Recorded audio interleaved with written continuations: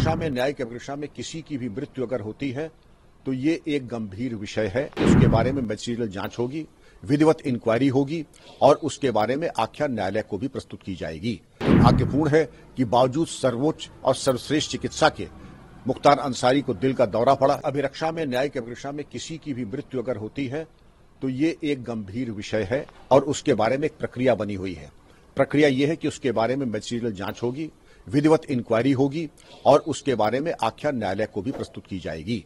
लेकिन मैं आपको बताना चाहूंगा कि जब मुख्तार अंसारी पंजाब से उत्तर प्रदेश लाए गए थे तब भी वहां पर बहुत ज्यादा उनकी रुग्ण अवस्था थी उनकी, और बड़े बड़े अधिवक्ताओं ने माननीय न्यायालय को भी अवगत कराया था कि मुख्तार अंसारी की तबीयत अच्छी नहीं है बल्कि बहुत खराब है और उन्हें निरंतर मेडिकल चिकित्सा की और इंटरवेंशन की जरूरत है। उत्तर प्रदेश लाए गए, अच्छे से अच्छी चिकित्सा दी गई और यहां जो चिकित्सा टीम थी बताए जाते हैं उसमें 9 डॉक्टर्स थे, निरंतर उनका मेडिकल ऑब्जर्वेशन में रहते थे, अच्छी से अच्छी चिकित्सा व्यवस्था दी गई।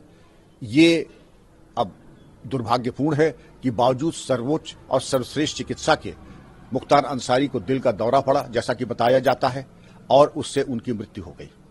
सर, आप लंबे समय से उत्तर प्रदेश की कानून व्यवस्था के लिए काम किए हैं, कैसा महसूस रहा मुख्तार अंसारी को? और आप डीजीपी रहे, उस दौरान मुख्तार अंसारी यूपी के जेलों में बंद था, तो कैसा उस समय महसूस था? देखिए, मृतक के बारे में मैं केवल डॉक्यूमेंट्री एविडेंस प्रस्तुत करूंगा। मुख्तार अंसारी आतंक के पर्याय थे, उनके एक गैंग चार्ट था उनका उन्हीं के नाम से, और जबरन धन वसूलने से लेकर के तमाम हत्याओं और लंबी श्रृंखला है उनके आपराधिक इतिहास की। और उनका गैंग क्रियाशील न केवल उत्तर प्रदेश में था बल्कि पंजाब तक में इस गैंग का भय और आतंक बताया जाता था। तो इन तमाम चीजों के मद्देनजर एसटीएफ की निगरानी में भी थे और उनके ऊपर पूरी शासन प्रशासन की निगरानी भी थी। जेल में थे और अभी आपको ये भी बताया जाएगा कि किस तरीके से 3 केसेस में उनको लंबी सजा भी सुनाई दी गई थी, जिससे कि उनका राजनीतिक भविष्य भी जो था वो भी एक तरीके से निर्वाचन लड़ने के लिए वो शायद अब निर्वाचन न लड़ पाते।